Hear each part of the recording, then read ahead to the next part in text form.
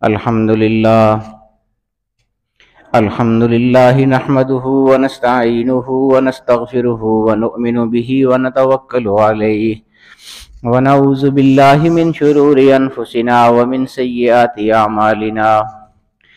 من يهده الله فلا مضل له ومن يضلله فلا هادي له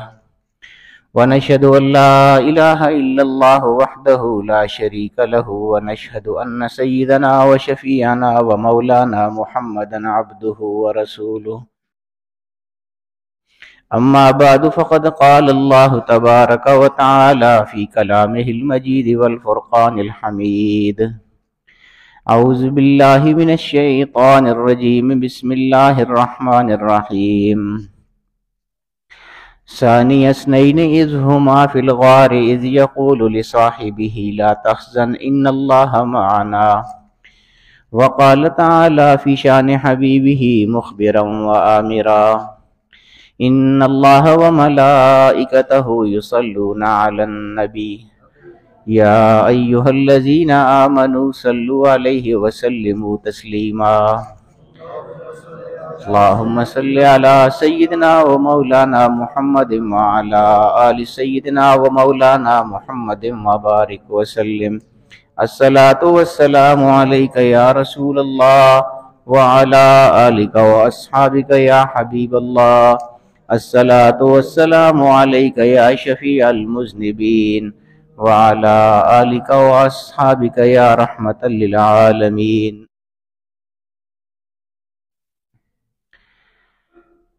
سایہ مصطفیٰ مایہ اصطفیٰ عز و ناز خلافت پہ لاکھوں سلام اصدق الصادقین سید المتقین چشم و گوش وزارت پہ لاکھوں سلام یعنی اس افضل الخلق بعد الرسل ثانی اثنین ہجرت پہ لاکھوں سلام تاجدار صداقت سیدنا ابو بکر صدیق رضی اللہ تعالی عنہ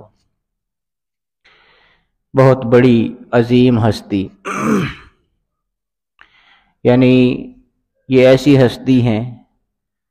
کہ حضور علیہ الصلوۃ والسلام کے ساتھ جو ان کا تعلق اور بے انتہا تعلق رہا ہے، اس کی وجہ سے ان کو یہ مقام اور مرتبہ حاصل ہے کہ وہ یہ واحد شخصیت ہیں کہ یہ تو میں نے ابھی پھر کچھ 3-4 اشعار پڑھے ہیں، اگر ان کے تعارف میں ان کا نام نہ لیا جائے، صرف اتنا کہہ دیا جائے کہ افضل الخلق بعد الرسل، تو ہر آدمی کو پتہ چل جاتا ہے کہ کس کے بارے میں بات کی جا رہی ہے۔ اتنا بڑا تعارف، بہت بڑا تعارف ہے دوستو، یہ میں آپ کو تفصیل ابھی اس کی بتاتا ہوں آگے۔ سارے ہی حضور علیہ الصلوۃ والسلام کے صحابہ، ان کا حضور علیہ الصلوۃ والسلام کے ساتھ بہت بے مثال اور مثالی تعلق رہا ہے۔ خاص طور پہ خلفائے راشدین ہیں، پھر عشرہ مبشرہ ہیں، اپنے اپنے درجات ہیں سب کے۔ خانقاہ شریف کی یہ ایک روایت ہے کہ ہم جو بھی خلیفہ راشد ہوتے ہیں، ان کے جو یوم وصال ہوتے ہیں، ان پر ان کی مناسبت سے گفتگو کرتے ہیں، ہمارے لیے سارے بہت زیادہ محترم ہیں۔ اب چونکہ یہ مہینہ سیدنا صدیق اکبر رضی اللہ تعالیٰ عنہ کا ہے، تو اس حوالے سے ہم گفتگو کرتے ہیں۔ ان کی جو زندگی ہے، ان کی جو تابناک حیات ہے، اس کے کچھ پہلوؤں کو ہم دیکھیں گے۔ اتنے زیادہ ہمہ جہت شخصیت ہیں سیدنا ابوبکر صدیق رضی اللہ تعالی عنہ، اور اتنے زیادہ ان کے اعزازات ہیں اور انعامات ہیں ان پر کہ اگر صرف ایک انعام کی اگر تشریح کی جائے نا، تو صرف ایک انعام جو ان پر ہوتا ہے اس کو بیان کرنے کے لیے ایک جمعہ نہیں بلکہ بہت زیادہ جمعوں کی ضرورت پڑتی ہے۔ اتنے یعنی زیادہ انعامات ہیں اور اتنے تفصیلی انعامات ہیں۔ مثال کے طور پر وہ ہجرت والا واقعہ ہے، وہ آپ نے بارہا سنا ہوا ہے، لیکن عام طور پہ ہم ہجرت کا واقعہ بتا دیتے ہیں، اس کی تفصیلات ہم نے کبھی نہیں بتائی ہیں۔ اگر اس کی تفصیلات میں آپ کو بتاؤں تو صرف ہجرت کے واقعے پر کتنے ہی جمعے ہمارے چل جاتے ہیں. اتنی اتنی تفصیل ان کے اندر موجود ہے اور اتنی اتنی عجیب چیزیں اس کے اندر موجود ہیں. تو میں عرض کر رہا تھا کہ بہت بہت بہت جامع شخصیت ہے سیدنا صدیق اکبر رضی اللہ تعالی عنہ. حضور علیہ الصلوۃ والسلام کے ساتھ جو ان کا تعلق ہوا ہے شروع سے ہی ہے، لیکن جو ان کو جو صدیق کہا جاتا ہے، تصدیق کرنے والے، حضور علیہ الصلوۃ والسلام نے جب ان کو بتایا تھا کہ مجھے اللہ پاک نے رسول بنا دیا ہے، نبی بنا دیا ہے، تو انہوں نے فوراً تصدیق کی تھی نا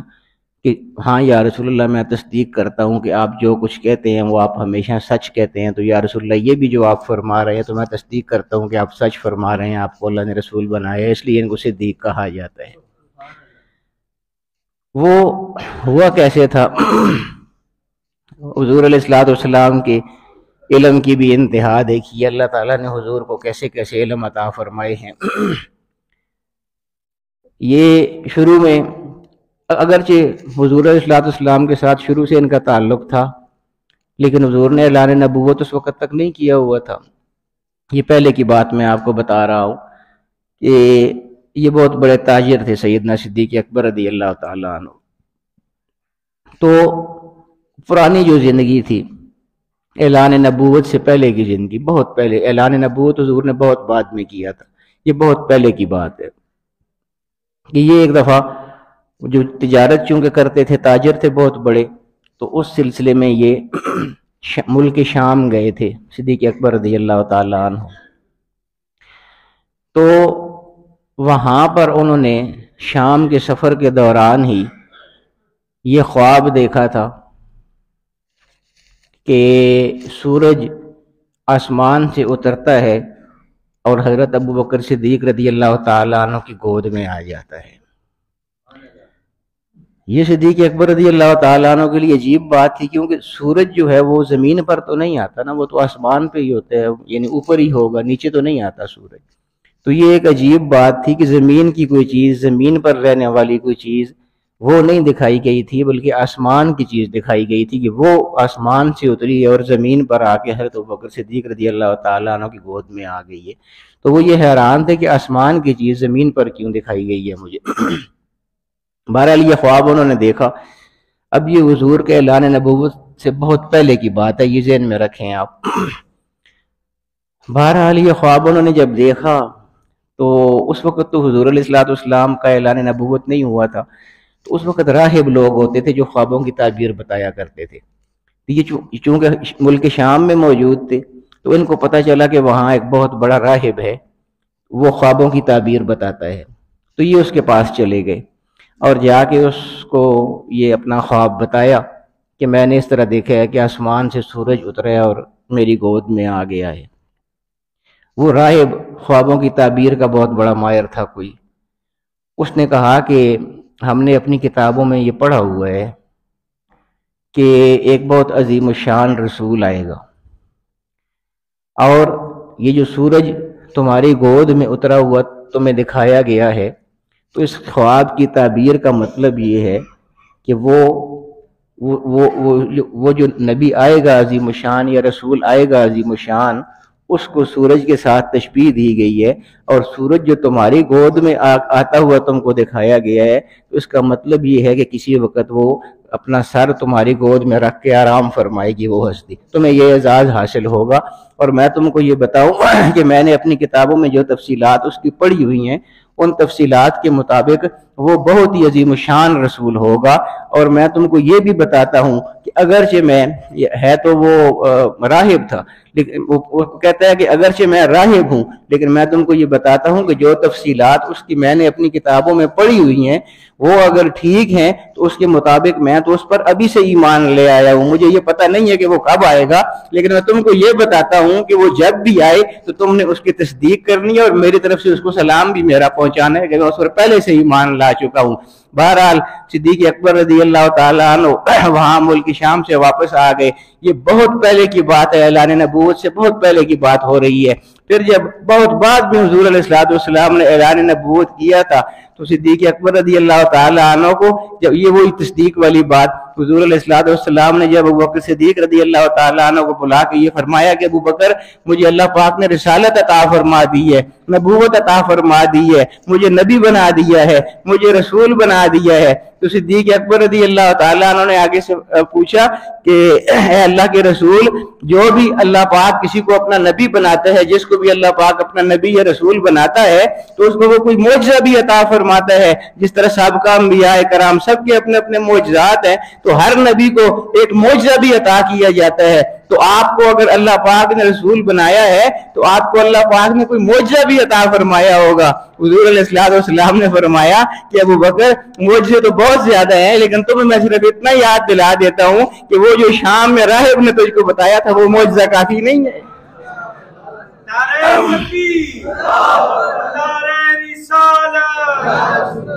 ये मैरिज ये कर रहा था कि वो तो बहुत पहले की बात थी ना, ऐलान नबूवत से बहुत पहले की बात थी और हुजूर तो वहां पर मौजूद नहीं थे। वो बात तो हज़रत अबू बकर सिद्दीक और राहिब की आपस में हो रही थी। तो हुजूर ने फरमाया कि वो जो बहुत पहले तुम शाम गए थे और राहिब के साथ तुम्हारी मुलाकात हुई थी, तो जो कुछ उसने बताया था वो काफी नहीं है मौजज़ा मेरा। वो सिद्दीक अकबर ने उसे कहा, अशहदु अल्ला इलाहा इल्लल्लाह व अशहदु अन्ना मुहम्मद रसूलुल्लाह, या रसूलल्लाह पर ईमान लाता हूँ, आपकी तस्दीक करता हूँ। तो बहुत अजीम ताल्लुक है हुजूर अलैहिस्सलाम के साथ। बाज़ दफा उलमा बहुत अजीब अजीब बातें फरमाते हैं। एक आलिम है, वो फरमाते हैं कि अब देखिए ना, अपनी अपनी सोच और अपना अपना तर्ज होता है, ज़ाविया निगाह होता है। वो फरमाते हैं कि जब से ये लोग बनने शुरू हुए हैं, लोगों की तख्लीक शुरू हुई है, पहले से छोड़ें 1500 साल गई, 1400-1500 साल ही ले लें, हुजूर अलैहिस्सलाम के बाद कई जमाना आप ले लें तो ये भी 1400-1500 साल बनते हैं। और इन 1400-1500 सालों के दौरान कुछ अंदाजा नहीं है कि कितने मोमिन गुजरे हैं। यानी हुजूर अलैहिस्सलाम के जमाने से जो ईमान लाने वाले लोग हैं और अब तक जो लोग ईमान ला रहे हैं, या जो पैदा हो रहे हैं, या मुस्लिम पैदा हो रहे हैं, या मोमिन पैदा हो रहे हैं, बहुत बड़ी ज़ाहिर है कि एक मखलूक खुदा है, उसकी गिनती मुमकिन ही नहीं है। तो वो आलिम कितनी खूबसूरत बात फरमाते हैं। हज़रत अबू बकर सिद्दीक रज़ी अल्लाह ताला अन्हु की ये अज़मत भी आप देखिए कि वो फरमाते हैं कि अगर ये 1500 साल ही ले लिए जाए हुजूर अलैहिस्सलाम के बाद वाले जो हैं, हुजूर अलैहिस्सलाम से लेकर अब तक जो ज़माना गुजरा है 1400-1500 साल का, अगर इसी को हम ले लें तो इसमें जितने भी मोमिन हुजूर अलैहिस्सलाम के ज़माने से लेके अब तक आए हैं, इन सब की गिनती जो है, इसको अगर उल्टी तरफ से शुरू किया जाए तो ये गिनती मोमिनों की जहां पर खत्म होगी जिस शख्स पर, उस शख्स का नाम हज़रत अबू बकर सिद्दीक रज़ी अल्लाह ताला अन्हु। बहुत बड़ी शख्सियत हैं, बहुत बड़े एजाज़ात हैं। वो तो मैं वक्तन फवक्तन आपको बताता ही रहूंगा, ये तो सिर्फ अभी उनके तारुफ में मैं आपको कुछ बातें बता रहा हूँ, बाकी इनके हालात आगे चलते रहेंगे। हुजूर अलैहिस्सलाम को अल्लाह पाक ने बहुत अज़मतें अता फरमाई हैं, वो तो आप सुनते ही रहते हैं, सबको मालूम है। ये जो हज़रत अबू बकर सिद्दीक रज़ी अल्लाह ताला अन्हु हैं, इनको भी अल्लाह पाक ने ख़ास तौर पर हुजूर अलैहिस्सलाम का साथी बनने के लिए अल्लाह पाक ने खुद चुना है। इसकी तफसीलात भी मैं आपको इंशाअल्लाह बताऊंगा।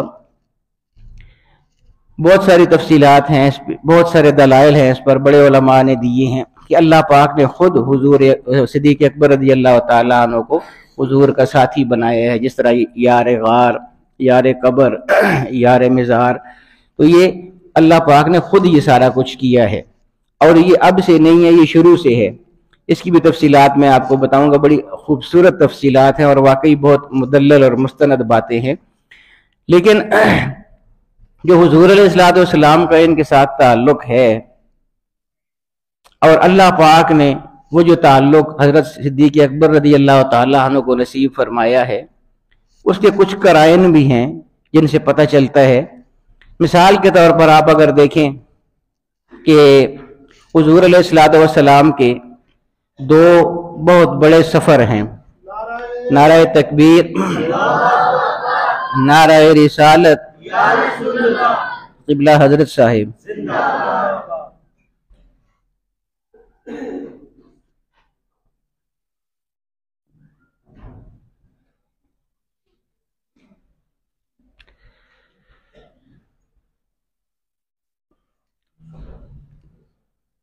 وہ اللہ پاک نے جو انتخاب فرمایا ہے حضرت سیدنا صدیق اکبر رضی اللہ تعالی عنہ کا حضور علیہ الصلوۃ والسلام کا خاص ساتھی ہونے کے حوالے سے، بہت سارے صحابہ کرام ہیں، 1,00,000 سے زیادہ صحابہ کرام ہیں، لیکن پورے قرآن میں کسی بھی صحابی کو اللہ پاک نے یہ نہیں فرمایا ہے کہ یہ حضور کا صحابی ہے۔ ہیں تو سارے صحابی، ہم کو معلوم ہے، روایات سے معلوم ہے، احادیث سے معلوم ہے، سیرت سے معلوم ہے،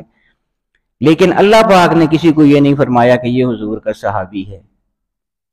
پورے سارے صحابہ کرام، 1,00,000 سے زیادہ صحابہ کرام، ان سب میں سے واحد سیدنا صدیق اکبر رضی اللہ تعالیٰ عنہ کو یہ اعزاز حاصل ہے کہ اللہ پاک نے قرآن میں یہ فرمایا ہے کہ یہ حضور کا صحابی ہے۔ ثانی اثنین اذ ہما فی الغار اذ یقول لصاحبہ لا تحزن ان اللہ معنا۔ یہی وجہ ہے کہ حضرت صدیق اکبر رضی اللہ تعالیٰ عنہ کی صحابیت قرآن سے ثابت ہے، نص قطعی ہے، اللہ کے کلام سے ثابت ہے۔ اسی لیے علماء فرماتے ہیں کہ اور کسی صحابی کا اگر کوئی انکار کر دے تو کر دے، لیکن سیدنا صدیق اکبر کے صحابی ہونے کا اگر انکار کرے گا تو وہ انکار قرآن کا انکار ہوگا، کیونکہ قرآن میں اللہ پاک نے ان کو صحابی قرار دیا ہوا ہے، اور قرآن کا انکار کرنے کا مطلب یہ ہے کہ قرآن اللہ کا کلام ہے، تو وہ اس نے اللہ کا انکار کر دیا۔ اس لیے اگر کوئی حضرت صدیق اکبر کی صحابیت کا انکار کر دیتا ہے تو وہ کوئی معمولی بات نہیں ہے، وہ تو کافر ہو جائے گا، اسلام سے ہی خارج ہو جائے گا۔ تو یہ اللہ تعالیٰ نے بہت خاص ان کو اعزاز عطا فرمایا ہے، اور جو میں عرض کر رہا تھا نا کہ اللہ پاک نے ان کو چنا ہے حضور علیہ الصلوۃ والسلام کے لیے، تو وہ آپ دیکھیے، میں عرض یہ کر رہا تھا کہ حضور علیہ الصلوۃ والسلام کے دو بہت بڑے سفر ہیں۔ ایک معراج کا سفر، حضور علیہ الصلوۃ والسلام جب معراج پر تشریف لے گئے تھے، وہ بھی بہت بڑا واقعہ ہے، بہت بڑا سفر ہے حضور علیہ الصلوۃ والسلام کا۔ اور حضور علیہ الصلوۃ والسلام کا ایک سفر ہجرت والا ہے، جو مکہ مکرمہ سے حضور علیہ الصلوۃ والسلام نے ہجرت فرمائی تھی مدینہ منورہ کی طرف۔ یہ دونوں بہت بڑے سفر ہیں حضور علیہ الصلوۃ والسلام کے، بہت بڑے واقعات ہیں تاریخ کے۔ تو دیکھیے، جو میں عرض کرتا ہوں نا کہ حضرت صدیق اکبر رضی اللہ تعالیٰ عنہ کو اللہ پاک نے خود چنا ہے، تو چنا کیسے ہے، اور ان کی افضلیت بھی دیکھیے، افضل الخلق بعد الرسل ویسے ہی نہیں کہا گیا۔ اس کی وجہ یہ ہے کہ حضور علیہ الصلوۃ والسلام کے جو دو بڑے سفر ہیں، ایک معراج والا اور ایک ہجرت والا، اور مزے کی بات یہ ہے کہ یہ دو سفر ہیں، اور دو یا آسمان ہوتا ہے یا زمین ہوتی ہے، دونوں سفر دونوں کو شامل ہے۔ ایک سفر زمین کو شامل ہے جو ہجرت والا ہے مکہ سے مدینہ کی طرف، ایک سفر جو ہے آسمانوں کا ہے معراج والا سفر، یعنی ایک زمینی سفر ہے ایک آسمانی سفر ہے، دو سفر بڑے سفر۔ اور اللہ پاک نے جب حضور علیہ الصلوۃ والسلام کو آسمانوں کا سفر کرانے کا ارادہ چاہا تو ان کی خدمت کے لیے ساتھ اس جہان کا سب سے جو افضل شخصیت تھی سیدنا جبریل امین، تمام فرشتوں کے سردار، وہ حضور علیہ الصلوۃ والسلام کے خادم کی حیثیت سے ساتھ جا رہے تھے۔ اور زمین کا جب سفر کرایا تو آپ کے خادم خاص سیدنا ابوبکر صدیق رضی اللہ تعالیٰ عنہ ساتھ جا رہے تھے۔ تو یہ اللہ تعالیٰ نے ہی منتخب فرمایا ہے ان کو۔ یعنی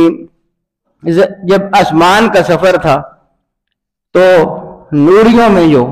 سب سے افضل شخصیت ہے سیدنا جبریل امین رضی اللہ تعالیٰ عنہ، وہ حضور کا ساتھ دے رہے تھے۔ اور زمین کا جب بڑا سفر کرایا تو صحابہ میں جو سب سے افضل شخصیت ہے سیدنا ابوبکر صدیق، وہ ساتھ دے رہے تھے حضور علیہ الصلوۃ والسلام کا۔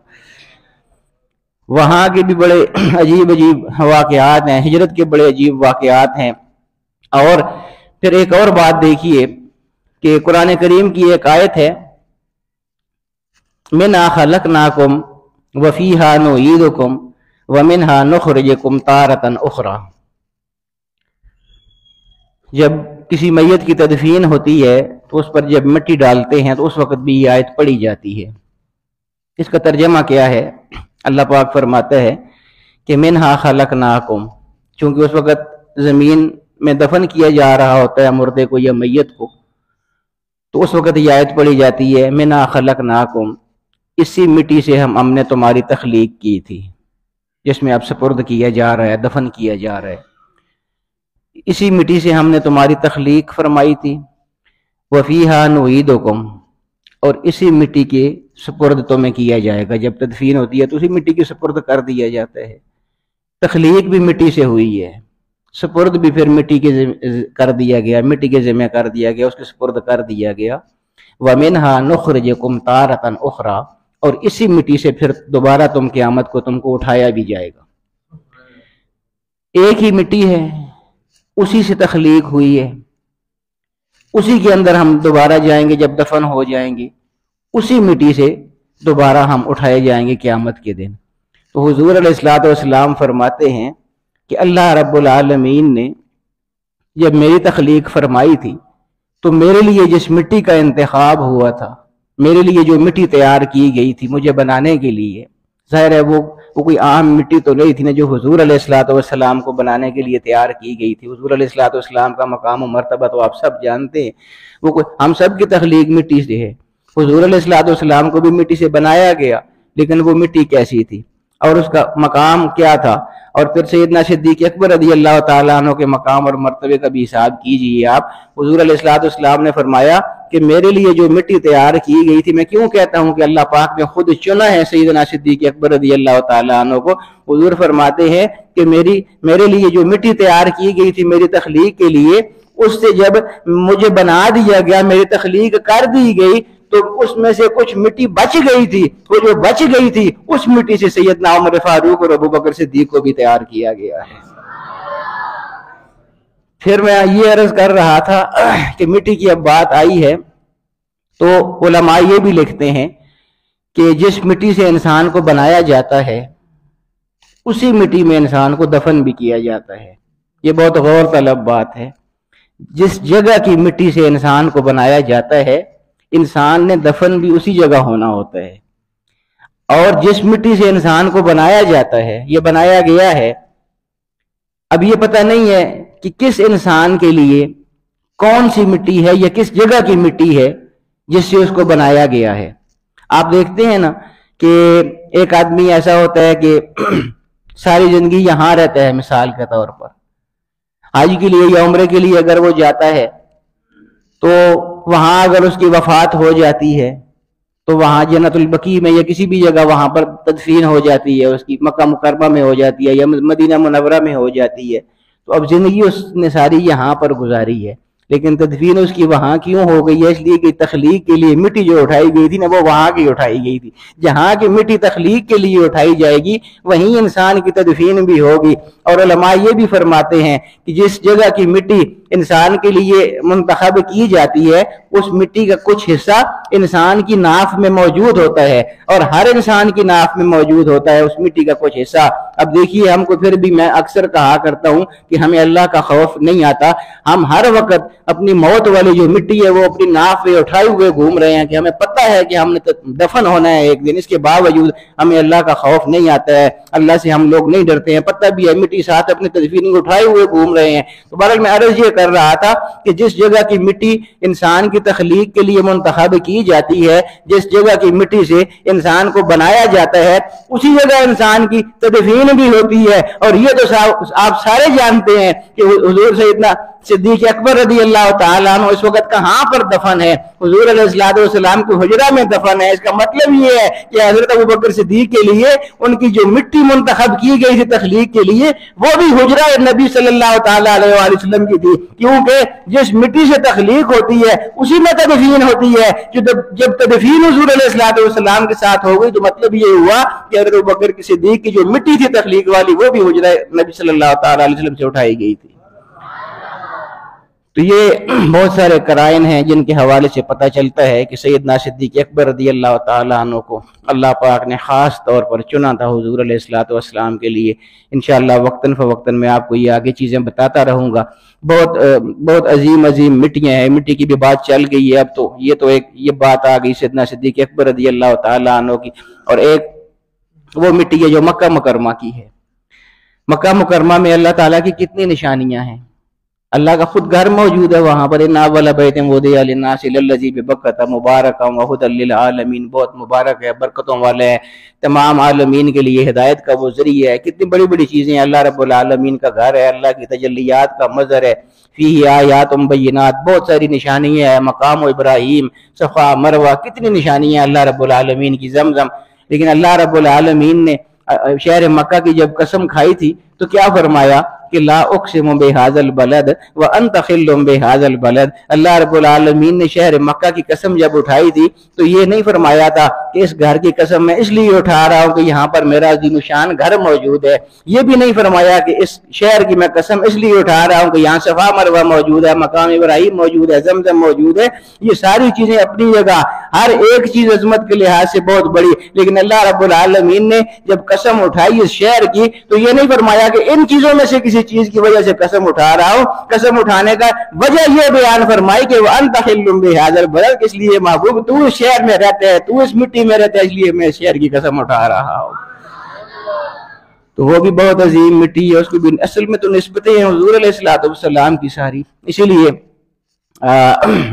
دیوبند کے امام لکھتے ہیں اپنی کتاب میں کہ حضور علیہ السلام، مٹی کی اب بات آ گئی ہے تو دیکھیے نسبت کی بات ہے اب ساری۔ حضور علیہ السلام جس جگہ آرام فرما ہیں لحد میں، قبر میں، تو وہ دیوبندی عالم لکھتے ہیں کہ حضور علیہ السلام کا جسم اقدس جس زمین کے ساتھ مس ہو رہا ہے وہ نہ صرف یہ کہ کعبۃ اللہ سے افضل ہے بلکہ عرش معلیٰ سے بھی زیادہ افضل ہے وہ زمین کا حصہ۔ عرش کہاں؟ اللہ رب العالمین کا عرش، اللہ رب العالمین کے رہنے کی جگہ کہاں وہ اور کہاں زمین۔ لیکن وہ علماء فرماتے ہیں کہ اس کی وجہ یہ ہے کہ وہ افضل کیوں ہے،